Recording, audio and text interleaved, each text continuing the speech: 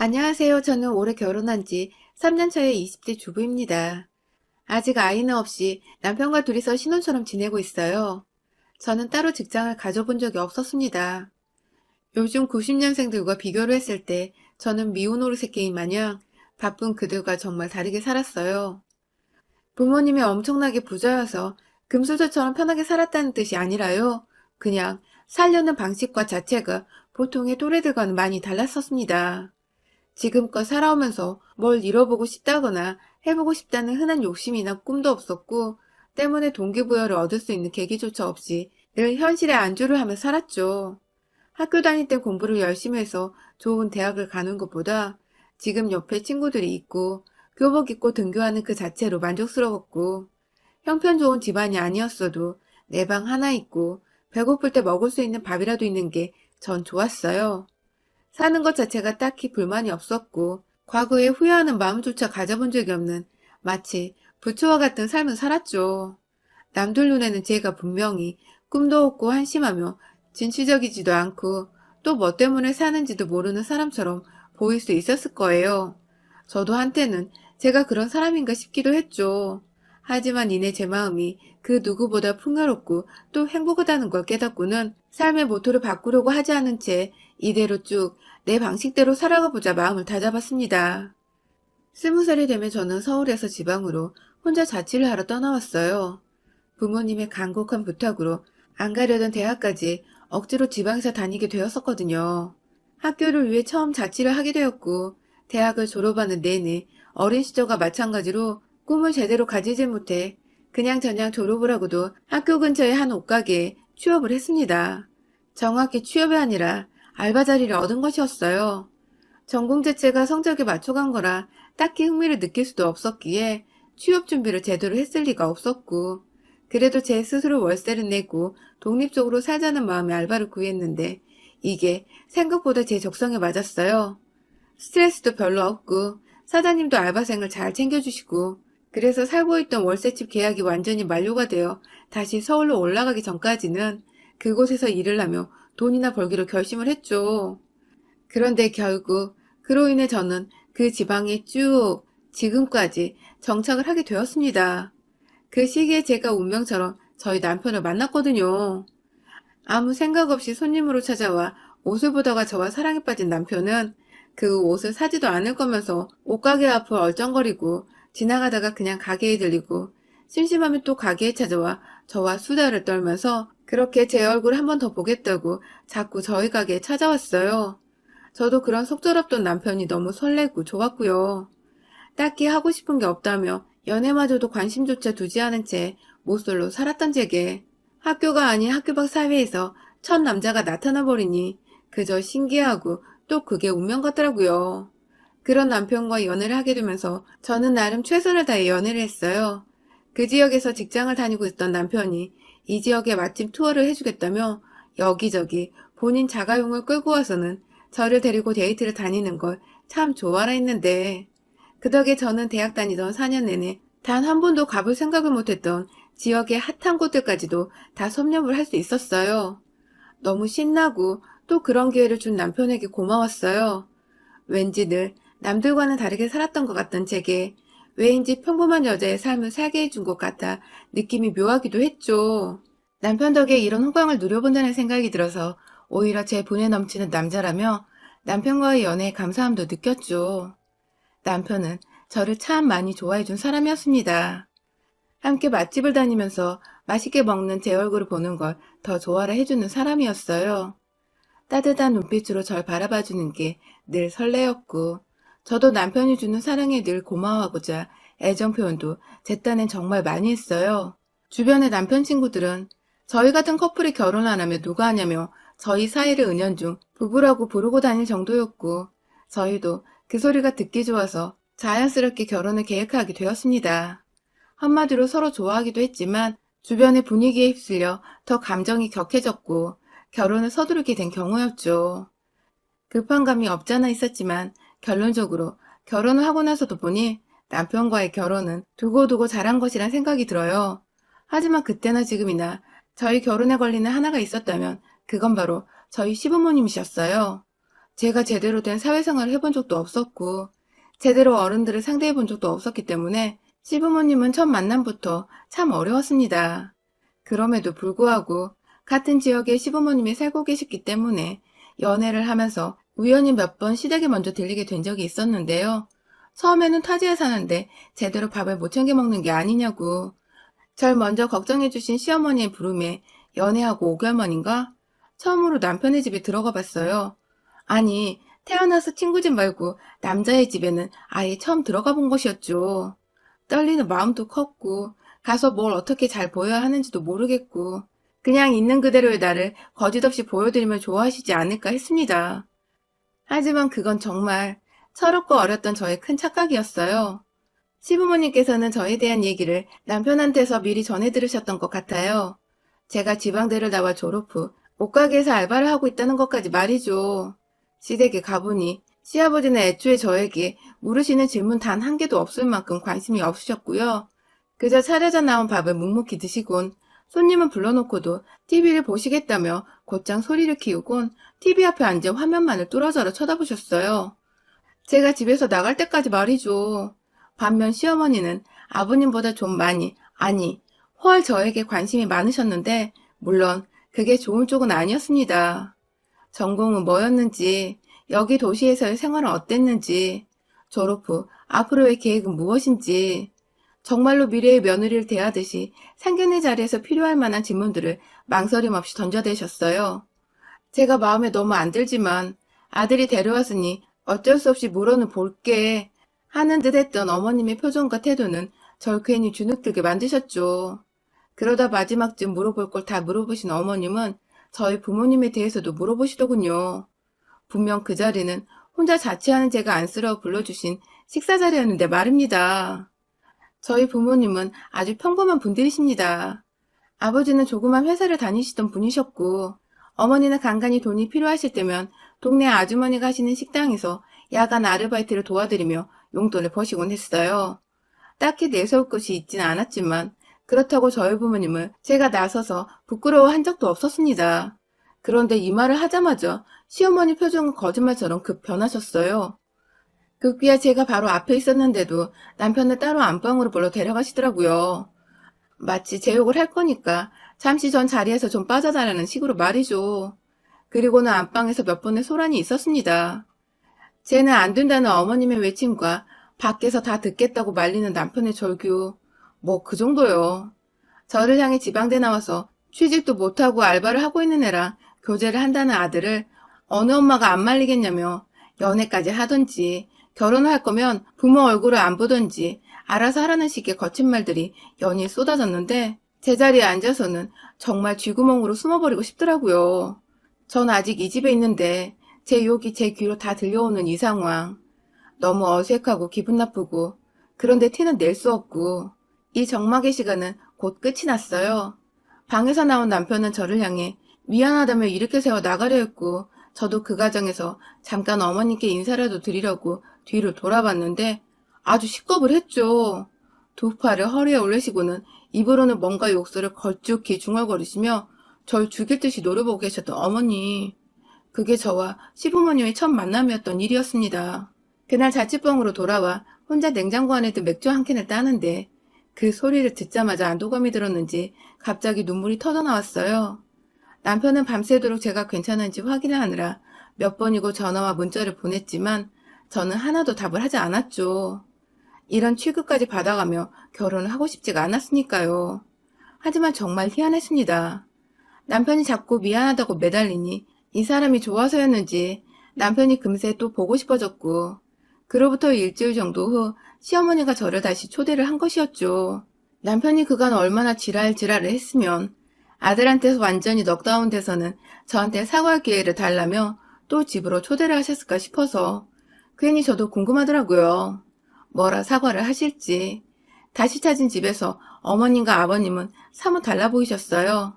보다 제게 친절하셨고 기분이 나쁠 만한 말은 신경 써서 거르고 계시다는 게 눈에 다 보일 정도였죠. TV만 보던 아버님은 억지로라도 대화에 있어 보려 할 말도 없으신데 제 옆에 꼭 붙어 계셨고 어머님은 뭔가 많이 불편해 보이셨지만 제 기분 맞춰주신다고 전처럼 무례한 모습은 보이지 않으셨어요. 그리고 그날 이후로 두 번의 만남을 집에서 더 가지며 저희 커플은 어떻게 하다 보니 결혼 승낙을 받게 되었고 결혼을 했습니다. 그 사이 저희 부모님이 지방으로 내려와서 상견례 자리도 가졌었는데 그때도 부모님께 한 차례의 결례도 없이 세상 예의 있고 선한 모습이셨고 그 바람에 지난날 시부모님이 절 반대했었다고는 상상도 못한 저희 부모님은 이런 결혼 자리가 또 어디 있겠냐며 적극적으로 저희 두 사람의 결혼을 지지해 주셨죠. 저도 시부모님이 다 변하신 줄 알고 멋모르고 좋아라 했고요. 하지만 결혼 생활 3년 차인 지금 저는 그 모든 이유가 다 이해가 되었습니다. 그건 오로지 저를 괴롭히기 위한 저희 시어머님의 확고한 작전이었다는 것을요. 살아보니 남편은 꽤나 시부모님께 큰 소리를 잘 내는 사람이더군요. 아들이 남편 딱 하나뿐이었던 저희 시부모님은 그런 남편의 말을 껌뻑 죽거나 혹은 무조건 복종을 하는 식의 약간 평화로운 가정의 모습과는 대비가 되는 그림이었습니다. 그렇다고 남편이 폭력적이거나 마냥 거친 사람은 절대 아니었지만 왜인지 필요 이상으로 시부모님이 아들 앞에서 기죽어 사는 모습이었죠. 아마도 저와의 결혼을 반대한다고 제 앞에서 큰 소리를 내고 난 그날 후에도 남편이 저 없을 때 집에 가서 된통 한바탕 난리를 피웠겠구나 하고 예측이 충분히 가능하더라고요. 그 덕에 제가 남편과 결혼하긴 했지만 사실상 결혼한 후 남편이 늘 제 옆에 있지 않는다면 남편의 힘은 무용지물과 다름이 없었습니다. 결혼을 하며 저는 이 지방 도시에 완전히 정착을 하게 되었습니다. 취업할 능력이 없기도 했고 남편의 뜻에 따라 알바도 그만두고서 주부로만 지냈고요. 그런데 시어머니께서 남편이 출근하고 제가 집에 혼자 남아있으면 절 그렇게 시댁으로 직접 부르시더라고요. 처음엔 같이 밥만 먹자 하시더니 점점 요리를 가르쳐 주겠다 혹은 같이 요리 좀 하자는 무언가 제 도움을 필요로 하는 이유로 절 불러내셨어요. 지난 3년 내내 저는 시댁에 이유 없이 불려가 어머님 옆에서 말동무가 되어드리며 집안의 반찬까지도 직접 담궈내야 했어요. 네, 완전히 가사도우미 격으로 시댁에 불려갔던 것이었습니다. 반찬만 만드는 거면 차라리 편했어요. 제가 혼자 부엌에서 요리 한 상 차려놓고 반찬만 만들어 놓고 나오면 되었으니. 하지만 명절에 명절 음식을 준비하거나 김장철이 되면 여기저기 어머님과 어머님 친구들까지 모두 한자리에 모여서 다 같이 요리 품앗이라는 바람에 일거리가 정말 상당했습니다. 다른 집들은 정성이 중요하다면서 남의 손을 타지 않던데 저희 어머님은 그닥 제사가 중한 집안도 아니었고 주변에 비슷한 친구분들이 많으셔서 그런지 사소한 명절 음식부터 김장까지도 다 친구분들과 함께 해결을 하셨어요. 그 바람에 저는 안 그래도 어려운 시댁에서 시어머니 친구분들까지 상대를 해야 했죠. 뭐라도 같이 요리를 하고 먹다가 떠들다 보면 좋게 하루 반나절이 훌쩍 넘게 함께 있어야 했고 한두 번도 아니고 매번 3년을 꾸준히 어머님 부름에 나가서 집안일을 도맡아 하다 보니 이제는 시어머님 친구분들도 다 제 이름을 외우고 편히 불러주시는 정도가 되었죠. 그렇게 나가면 저는 정말 허리가 끊어져라 일을 했어요. 한 6명 정도 모이시는 어른들 사이에서 가위 가져와라, 양념 더 쳐라, 씨다버리를 다 들어야 했고 집에 오면 아직 20대인데 허리가 끊어지는 기분이 들 정도로 몸이 피곤했어요. 그래도 큰 미움 없이 이렇게 찾아주고 불러주시는 것만으로도 결혼 생활 중 다행이라 생각을 하며 찾아갔던 것인데 얼마 전 그랬던 저의 마음을 몽땅 쓰레기통에 집어넣게 만든 일이 생겼습니다. 그날도 역시나 남편이 출근하고 혼자서 여유롭게 빨래를 돌리고 있는데 시어머니 전화가 걸려왔어요. 김장철인데 왜 먼저 도와드려야 하는지 안 물어보냐며 전화를 받자마자 화부터 내시더라고요. 저는 졸지에 사과부터 드려야 했고 바로 시어머니 부름을 받고 또 시댁에 달려갔어요. 가보니 예고도 없이 시댁 거실 한가운데에 시어머니 친구분들이 쪼르르 앉아 계셨습니다. 인사를 드렸으나 역시나 저는 본체만치 하며 본인들 수다 떠는 것에 정신 없으시더군요. 조용히 혼자서 어머님들 따라 장갑을 끼고서 자리에 앉았습니다. 그리고 어머니 눈치를 보며 비비고 계시던 양념에 도와드리겠다고 손을 쭉 넣었어요. 그런데 그 순간 절 본체만치 하고 계셨던 어머님이 "어우 예!" 하면서 제 손등을 딱 때리시더라고요. 어설프게 손을 섞지 말라는 뜻이었죠. 그 바람에 전 사람들 틈에서 무한하게 손을 빼내 그 자리에서 얼음처럼 가만히 앉아 있었고 시어머니는 그런 저를 보며 하시고는 다시 친구분들과 수다를 떨며 김장 양념을 버무리셨습니다. 어머님들이 나누시는 대화의 주제는 늘 한결같았어요. 자식 자랑 얘기, 아니면 결혼하고 나서 생긴 며느리 얘기였죠. 어머님 친구분들 자녀들 중에는 아들이 하나씩 꼭 있었고, 다들 나이대가 저희 신랑과 비슷해서 결혼을 했거나 결혼할 사람이 다 있었는데요. 그 바람에 저는 꼭 모르는 여자들의 스펙부터 시작해서 그 여자들이 시댁에서 시어머니께 하는 행동을 들어야 했습니다. 대체로 자기 자랑을 많이들 하시는 분들이시라 며느리 얘기도 대다수 칭찬으로 가득했어요. 좋은 대학 나와서 손주 머리가 좋을 것 같다며 며느리가 똑똑한 걸 자랑하는 분도 계셨고, 사돈 집안이 좋아서 예물애들을 가득 해왔다며 좋아 죽으려는 분도 계셨죠. 며느리가 변호사라서 바빠 얼굴 보기 힘들다고 보기 좋은 투정을 부리는 분도 계셨고, 아무튼 다들 저희 어머니가 들었을 때 배 아파 죽는 그런 말들을 던지며 하하호호 웃고 계셨어요. 문제는 제 옆에 계시던 시어머니가 그 소리를 들으며 아무 말도 못 하시더라고요. 평소 말도 많고 웃음도 많으신데 꼭 다른 집 며느리 자랑 얘기만 나오면 입이 꾹 다물어지시는 어머님의 태도는 전 늘 죽을 죄를 지은 죄인 마냥 그런 어머니 보기가 죄송해 고개를 숙이고 있어야 했어요. 함부로 말을 꺼낸다가는 어머님이 닥치고 가만히 있으라며 제게 화풀이를 하실 게 뻔했으니까요. 뭐라고 있어야 할까 싶어 잠시 두리번거리다 뒤에 소금물에 담겨져 있는 배추가 보였어요. 각자 20포기씩은 가져가려고 하신 건지 큼지막한 바구니 여러 개 안에 거의 100포기가 훌쩍 넘는 배추들이 담겨 있었죠. 괜히 자리에서 안 보이는 게 낫겠다며 뒤로 빠져서는 물에 덜 담궈진 배추를 혼자서 이리저리 잘 섞고 있는데 뒤에서 또다시 익숙한 시어머니의 고함 소리가 들렸어요. 그리고는 이내 제가 손을 담그는 그 소금물 안으로 뭔가 시뻘건 뭉텅이가 투척이 되었죠. 아무래도 시어머니가 저한테 김치 속을 던지시려다가 그게 바구니 안으로 투척이 된 듯 했습니다. 너무 놀라서 몸을 피하며 뒤를 돌아보니 시어머니는 도대체 어느 부분에서 화가 그토록 나신 건지 씩씩거리며 제게 가만히 있으랬는데 왜 자꾸 주변에서 얼쩡거려? 하며 2차 고함을 지르셨고 졸지에 주변에 계셨던 어머니 친구분들까지 모두 하던 대화를 멈추고 일제히 저와 시어머니를 바라보셨어요. 한 사람이라도 며느리한테 너무한 거 아니냐고 쓴소리를 할 법도 한 상황인데 정말 아무도 시어머니께 뭐라 말하는 사람이 없더군요. 모두의 관심 속에서 철저히 관심거리이자 외톨이가 된 그 순간 시어머니는 친구분들 사이에서 자신만 자랑할 며느리의 장점이 없다는 생각에 속에서 천불이 날 대로 나셨던 건지 좀 더 거친 숨소리를 몰아치시며 씩씩거리셨고 급기야 빨간 김치 속에 다 묻어있는 장갑을 낀 채 저의 긴 머리를 잡아 끌어올리셨어요.